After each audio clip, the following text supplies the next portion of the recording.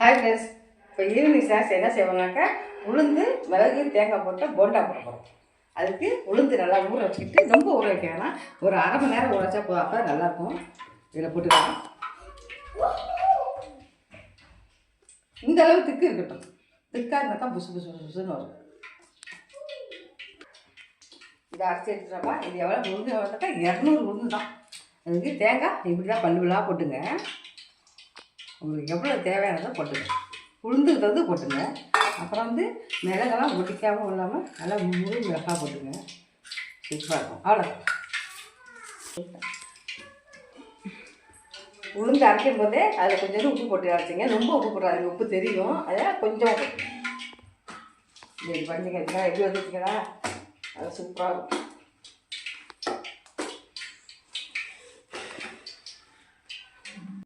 ஏன்ப்பா எண்ணெய் கஞ்சிருப்பா. இப்படி கொஞ்சமாக தண்ணி லேசாக தொட்டுட்டு கையில் தண்ணியில் வச்சிங்கன்னா லேசாக தொட்டுக்கிட்டு உங்களுக்கு எவ்வளோ பெரிய பால் வேணுமோ இதாக அப்படி போட்டுங்க.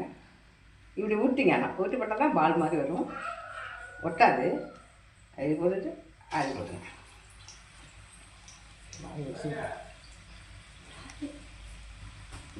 இது போட்டுங்க.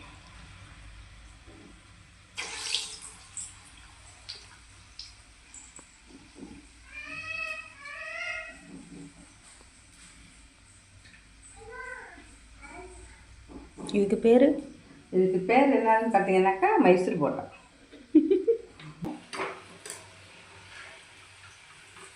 இந்த கலர் கேட்பேன்.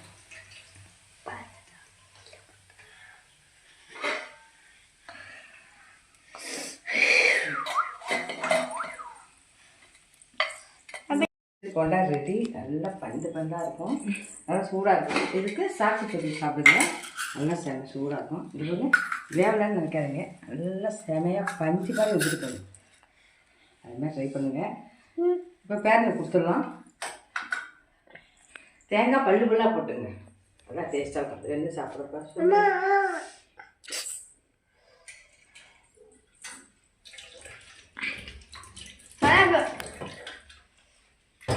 இது பட்டு பட்டு பட்டுக்கோய்.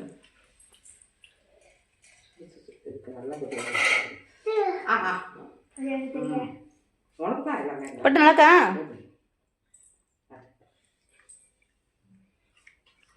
அதெல்லாம் சூப்பராக இருக்குது.